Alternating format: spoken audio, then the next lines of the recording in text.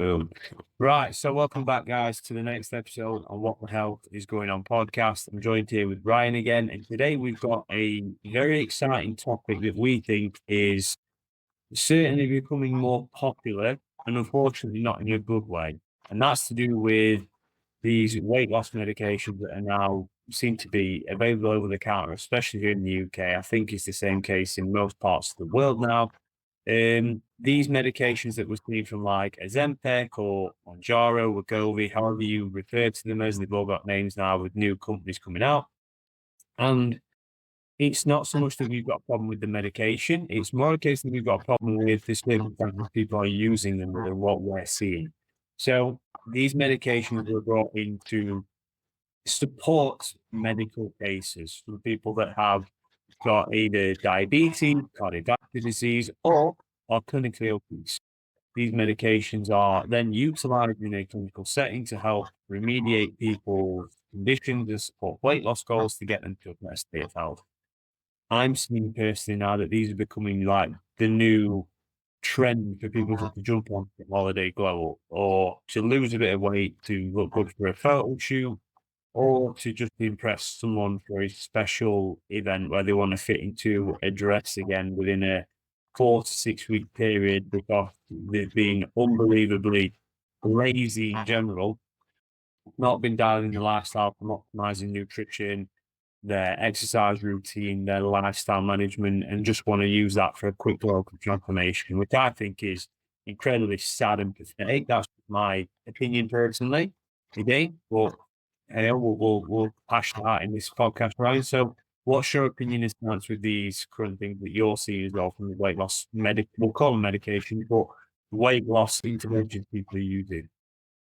Seen along the lines of what you've alluded to there, in that initially this intervention was brought about for people with metabolic disorders, particularly type 2 diabetes, and the most common users tend to be people who really don't need it. They've not got a massive amount of weight to lose. They're already what is kind of defined as reasonably lean. It's more using it for a vanity metric, if anything else, or just like a quick fix solution, just to obviously the obvious appetite suppressor that it is. And, just for like a quick 6-week shred, 8-week shred, whatever you want to call it.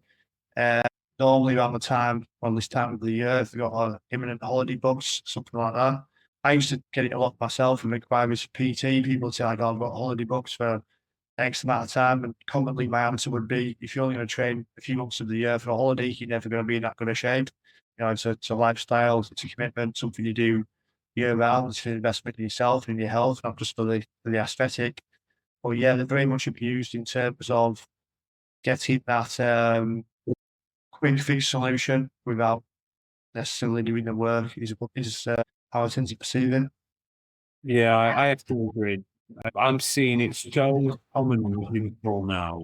People that are coming in from the end of one week and into the next, and all of a sudden, there's a transformation which is quite dramatic. Now, I see the appeal in that from people that do want a body recondition.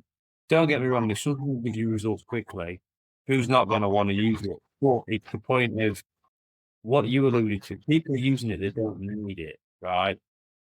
I mean, I'll go back to a case where I was in the gym and I saw a kid in there, and I know this guy, and I hadn't seen him for 2 weeks. So I saw him 2 weeks later, he referred again. And he looks so good in his face. Like you say, that when they have that mass or tissue loss in the face, and you get the gaunt eyes, the sunken eyes, the defined chisel features of the face, and it was dramatic. I didn't think he'd eaten in a number of weeks. He looked like a prisoner of war. Now, this guy was probably hovering it around, I don't know, 14% body fat. He was relatively healthy and lean. And then he came in very unhealthy after being on it.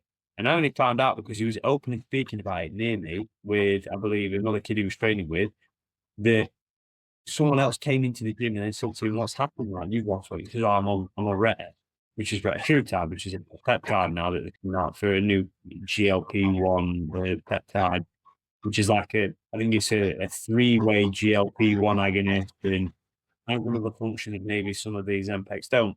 The change was huge, and he didn't look good for it. And it was kind of worrying that I was thinking, why is it guy that's in relatively okay shape decided to go on a weight loss medication that didn't need to lose weight. What's the thought process behind that? And then it kind of, for me, what rationale with something that we spoke on in the past was that it's kind of speed running body dysmorphia.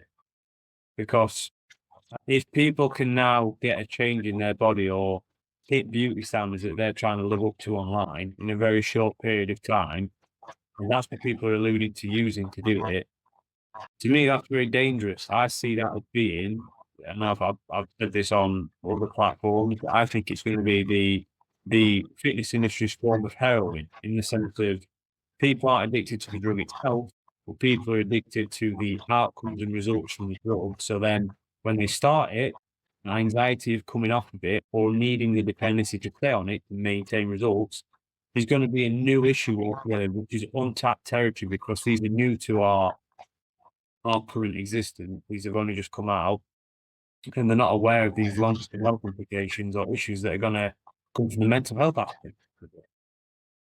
Absolutely. And something we've alluded to before as well is the body positivity movement has all but disappeared as well since the introduction of such interventions. And obviously we spoke about, like the plus size, models, if for want of a better word, actors, performers like Lizzo, Rebel Wilson, and I think we mentioned a few others, glamorizing that Beast Beautiful persona and all this. That's all disappeared now. All the people who are jumping on board that bandwagon who were, seeing them to fan and happy and all the rest of it. It's like, really, you weren't, because you're jumping on this intervention that promises rapid results straight away. So it's like, the real answer was, you wanted the result if you didn't have to work for it. You wanted the results yesterday, as most people do, with little or no work required. And this has now facilitated your ability to do that. Yeah. That's what I think how these so popular is because they target the celebrities first. The celebrities are in the public eye, like your influencers, your celebrities, your actors, your singers, they get results. The media then pushes it to the masses. And then this is where this huge explosion comes in of it just falling into culture, we could call it. It's moved down from it. And one thing that we're now seeing from that is it's very slow to catch up is the health implications of the risks that are associated with these said drugs. Now, I've heard of people that have actually been using weight loss medication and had a diagnosis from cancer.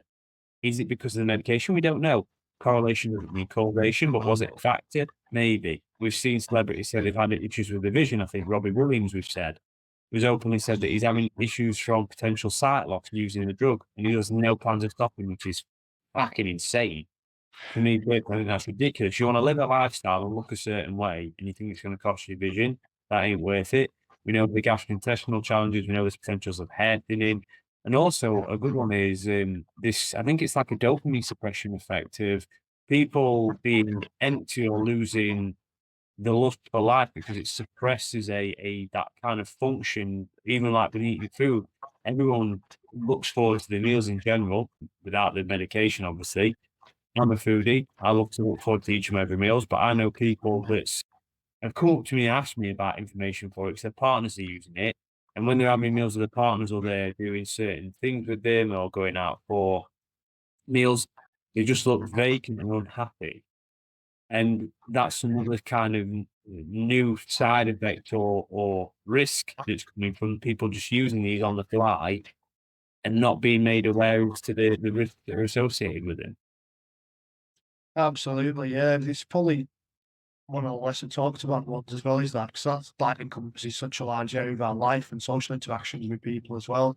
So that can obviously put a massive barrier to that as well. And, people, in almost in the same way as like, contest prep would for bodybuilding and stuff like that. It's a very kind of like selfish pursuit.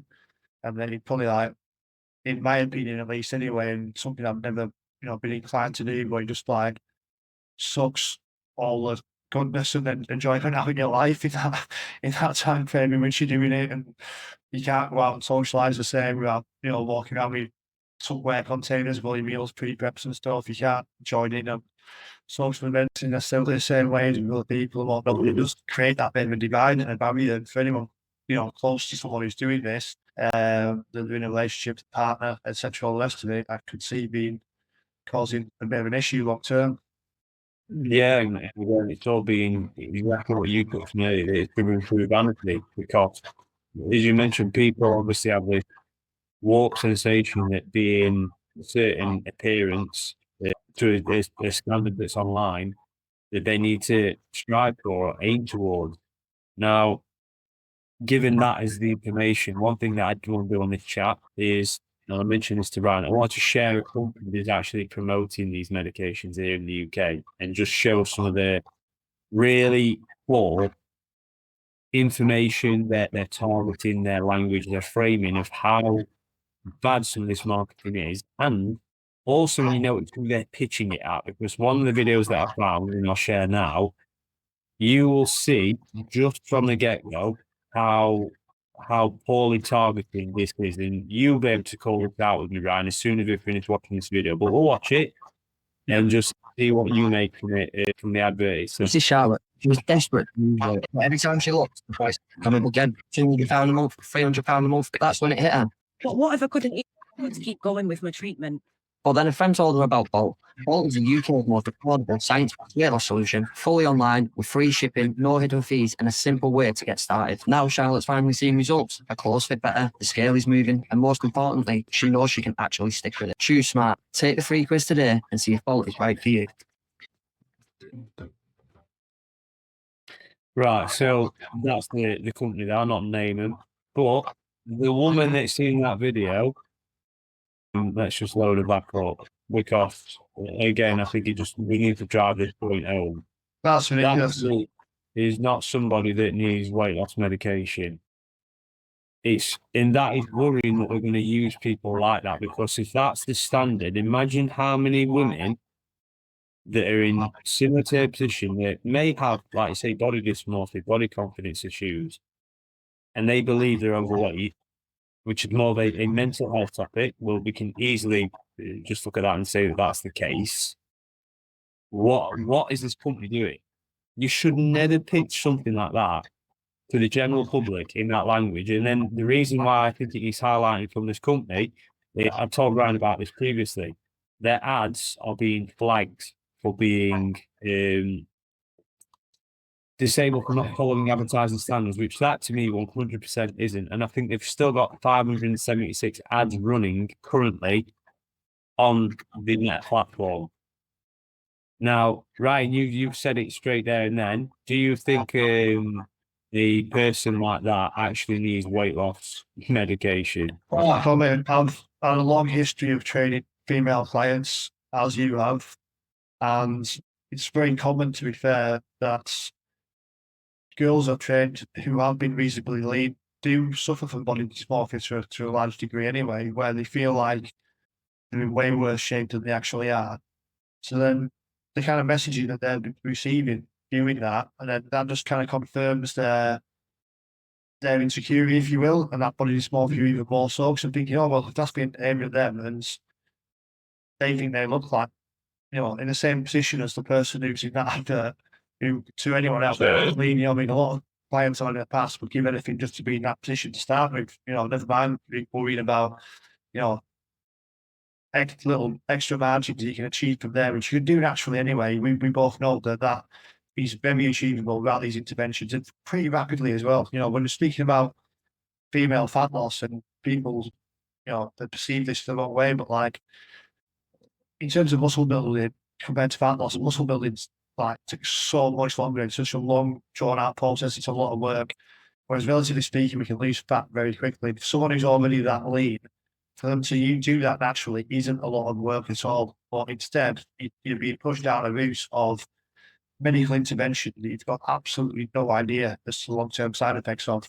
It can be potentially very dangerous. So something that isn't really a lot of work, as much as the person may perceive it to be, is a few very quick fixes you can implement to achieve that naturally. Yeah, and what you've mentioned there, coming back to the advert, when it's mentioning words like cheap and rapid, those are big buzzwords in marketing, because for some reason it ties into that dopaminergic quick fix result that people crave for everything in life, unfortunately. And weight loss is probably going to be one of the hottest searched supplements for like fat loss supplements. Me and you both know fat loss supplements prior to this day and age were absolute garbage. They didn't work. They weren't such a thing. These now do change the game a bit. And I think from an ethical standpoint, in a negative way, I like them used for clinical cases. But when you're advertising to people like that and you're using things like she saw the scale moving, like I'll say to all the females, even males, the males that I've suffered body dysmorphia when I was a kid, I was younger, and I was obsessed with scale weight. Seeing that number change is so misleading because one thing that these medications will do, if you are resistant training, they're not just losing fat mass, you're actually going to lose muscle mass and bone density as well. That's been proven in trials, as you see.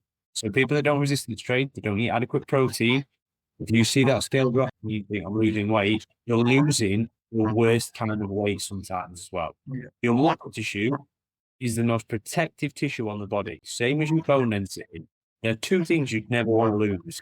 So this is where I reframe that advert, and I wouldn't even pitch it as weight loss medication. I wouldn't pitch it to somebody who looked like that. I'd actually pitch them to get into the gym and start adding muscle tissue to their body. Get a metabolically active tissue. And ladies, we've with us in the previous podcast, you will never get bulky from the gym. Look how many men train for decades, try damn hard to put on muscle size and struggle very difficult to put on quality muscle all the time. Your training has to be very advanced, you're eating very sensibly, structurally checking your blood work, implementing supplements when needed, or in general, most men may even resort to taking PEDs, which we've covered on a podcast. I'm not a fan of them. I think there's too many risks involved, unless it's needed for you chasing being a world-class bodybuilder. Maybe then it's the conversation you need to consider having. But for Gen Pop, absolutely not. Again, it's another vanity-based metric or drug we can say that is unregulated and unsafe. This is the same thing.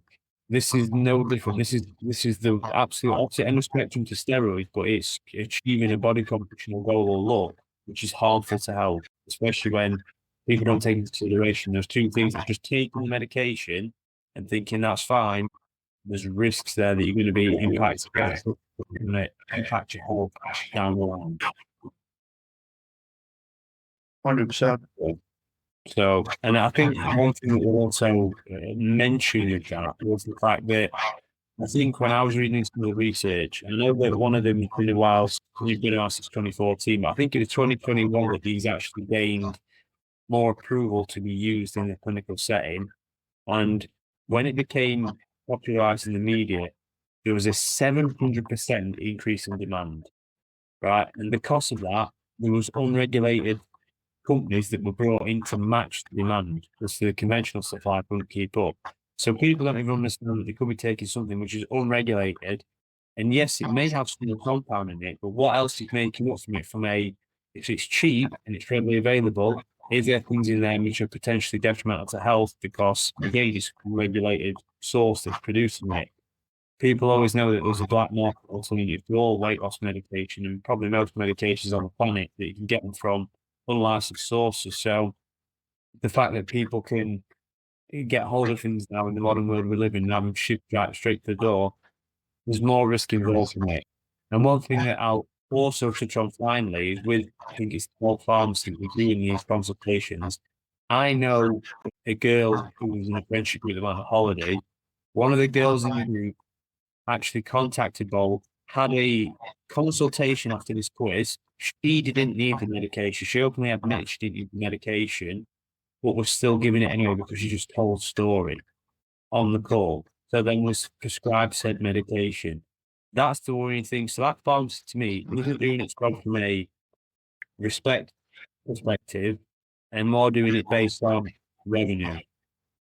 Absolutely. And another consideration as well that people don't take into account is, and this is like, again, from yours and my own perspectives when we're taking on board clients, two of the most common discrepancies you see in people's nutrition tends to be one, protein seems to be very much lacking, and so does macronutrient content as well. And as we've spoken about on previous episodes, so nutrients dictate the language of our cells, and they're relying on so many different a multitude of different factors, supporting different systems within the body. If you're not eating anywhere near enough, you're not hitting your quota anyway, and now you're taking on board an intervention that's a massive suppressant of appetite, how do you possibly think you're going to hit that quota in any way, shape, or form? It should be diminishing them values even more so. This is where things, can really get messy in terms of thyroid. We know women are way more susceptible to thyroid disorders than men. These interventions are targeted predominantly at women, as we mentioned, with the body dysmorphia, body confidence issues. You're opening yourself up for major dysfunction down the line, endocrine dysfunction, thyroid, massive nutrient deficiencies. It's a pretty dangerous path to go down in that respect. You could think of. I mean, people are already probably going to be nutrient deficient as it is. And then they go on a weight loss medication, which is going to further exacerbate that issue. That the reason why they probably got health challenges or issues losing weight that's needed, even people that don't eat enough in general, are then going to be driving that suppression so much harder through a forced deficit, which may not even be needed for health for them to feel better. So they're chasing a vanity metric to feel better about themselves, but then it actually compounds and makes it worse the way they're feeling because it's not a healthy approach. Even just looking at thyroid and things like that, as we know, just being in a severe deficit alone can have a detrimental impact on thyroid health. And then we're looking at like zinc, selenium, iron, vitamin A, all these components that make up thyroid health, your tyrosine, iodine, all the rest of it, all these components that are vital for thyroid health. And you can rest assured, for the most part, most people aren't eating quality food sources to acquire these nutrients anyway. And then, throwing that in the mix, you're eating even less. And the people who are eating less, they're not thinking, I'm on this medication now, I'm going to eat super clean, I'm going to eat all the healthy foods. They're generally just eating absolute crap and just eating less on you. You know what I mean? I think on one of the other videos as well, on that website, Bolt was a woman that was outlining what her daily food structure looked like. And it was like, on one of the adverts, she said, I didn't have to give up anything that I was eating beforehand. And, I can still have my treats. Her whole day was treats. Her whole day was based around like sausages in the morning, Greg's or like Pret Mange at dinner. And in the evening, it was fucking takeaway pizza. And it's like, and now my body's now telling myself when it's full. No, your body isn't telling yourself when it's full. That's the fucking medication. Because if your body was telling yourself when you were full previously, you wouldn't need to be on a medication for it to do that. You'd be eating sensibly. You'd be making wiser nutritional choices. It's like you say, people are taking it as I can still eat and drink alcohol and do whatever I like. I'm just having less of it. No, because you've not changed or modified the original issue, especially if it's improving body composition and you're in a position that you need to do it, not that you stick thin like on that video we saw, and you actually need to get in the gym and probably have more protein in your diet and change your view of what Like saying about, and now my body's telling me this, and now people have like a false optimism where they think like this is what this is doing. It reminds me of doing consultations with clients or prospective clients, and they'll sit down in front of me and say, well, I eat pretty well. I'm thinking, well, if you did, you wouldn't be sat here. You know what I mean? Like, what is it? You wouldn't have the issues that you have if you went as well as you perceive yourself to do. You won't be sat in front of me saying you want body compositional change and all the rest of it, which a big part of it is generally usually fat loss, Yeah, and the accountability side of it is massive, isn't it? Because a lot of people overestimate the exercise they do and underestimate the food they're intaking. Massively on both sides of the spectrum. Yeah, we've touched on it previously about people saying, when you you mentioned air bike sprints in the past with the client saying, I've got to do all that work for 10 calories on the air bike. Yeah, because that's the reality. That's how much you can consume calories so much quicker than you could ever dream of burning them off. And that's the problem when the energy balance equation comes into it. You cannot basically out-exercise poor nutrition. In the same lens, you can't out-medicate. Well, Ironically, you cannot medicate poor nutrition here, but how sustainable is that? Because we don't know long-term data as to the health implications of this medication. I believe I think it's like 17 years that we've discussed, there's a lag time between something becoming published and then recognized in general literature and taught to people. That's a huge guinea pig window of people hammering these things currently and then seeing the long-term side effects down the line and going, damn, I wasn't aware of this. I wish I'd not done it. And that's what's going to catch up to people, I think, in the future, because it's no different to on a separate topic. A lot of the younger bodybuilders now, which we've done an episode on this, that are pushing harder cycles, trying to get meta results, become the next standout person, and sometimes even glorify it on social media to get attention. And it does actually influence a lot of guys, unfortunately, which is really poor. But the number of deaths there's been, the number of deaths from cardiac related illnesses from young guys in their 20s from taking performance enhancing drugs and dying from some sort of serious side effect or outcome. This, I believe, is going to be no different in the future. I think there's going to be a huge lag measure of them realizing how dangerous these things are, and then they will become far more tightly regulated. I was actually having a conversation about this with someone the other day, and saying that the likes of ourselves, doing the blood work, doing the functional medicine, and all the rest of it is going to create a lot of customers for us, with people looking for solutions for the long-term effects of what they're doing now with these GLP-1s. Yeah, because I'm running bloods on it that GLP-1s. I haven't seen a single person that I know that I've seen doing it or running blood work. That pharmacy doesn't run blood work with you.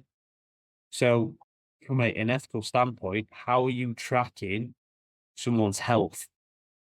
Is it just through questioning? Because you and I know, if people think that they're going to express a negative side effect to a consultant or their physician, and they dread that they're going to be taken off said medication, is that going to be a true reflection? Me personally, I think a lot of people will lie. I think they'll go, "Oh yeah, everything's great, I'm fine." Probably feeling like absolutely nuts. Another thing we spoke about as well is that the amount of people who I've spoke to personally as well, and I know you've said the same thing, Tom, is that people actually become fearful of coming off the medication as well, because they've relied on it so much for the result, and that they feel like, I come off this now, what's going to happen? Am I going to revert back to where I was before? And they're really fearful of going backwards again. So they'll do anything in that instance to lie and say, if suppress any kind of side effects, certainly not moisten them anyway. And if it's going to jeopardize them getting that repeat subscription again. Yeah, can't. Once you're on the fix, mate, you need it, don't you? But in a jokey way, but in a very serious tone. Yeah, I honestly think it's going to become an epidemic where people become so heavily addicted, not to the drug itself, but to the outcome, to staying in the eye on social media and try and please strangers on the internet that don't give a single damn about their health and just like to, throw them a like or a flirt because they look certain way or they look kind of good in a picture. I personally think a lot of people on the weight loss medication look unhealthy now, especially a lot of the people in person that I've seen doing it. That's just my opinion. And again, that's not based on factual evidence. I just think if you want to build sustainable habits for the long term, I wouldn't advocate for these medications because again, I'm going to come back to the point of what they were actually brought in for: clinical case need in, diabetics, cardiovascular disease, basically clinically obese patients that can support weight loss and changes very quickly, and then build the back end stuff from the nutritional support, their lifestyle and exercise program, which then builds foundations for them moving forward. I think we've hammered this topic to death because, again, we can keep going over it round and round, but there's so many red flags with it. Like I say, from celebrity culture, the body positivity movement disappearing overnight, the fact that people can now get these from really underhand marketing tactics, like I've demonstrated in the video on this call. I think it's such a dangerous space, and I don't think that there's been a lot of thought from the clinical background that are marketing these interventions to the general public and then thinking, what are the actual long-term risks for people and what is this going to do from a standard or societal standpoint, especially social media, when we're seeing people take them that don't need them. And then how do they actually govern or segue that conversation to get people off them in the long run? We don't know, but hopefully, if something bad in the future comes up from it, we were here in the early days trying to pre-warn people, I guess, and share better insight. So I guess we're doing our due diligence here, mate. But that was an awesome podcast. If you guys have watched and enjoyed it, please drop your thoughts and comments below. On the channel, follow and subscribe if you haven't, because we are going to be covering more hard-hitting topics like this. Again, we're very openly speaking. This is based on what we've seen personally, and again, our own opinions, so that it may not be based in fact. You may challenge us or disagree. Drop us a comment, let us know. Well, until the next one, guys, enjoy the rest of your day. Thanks for your time, Ryan. Love that episode, and stay tuned for the next episode coming up, guys.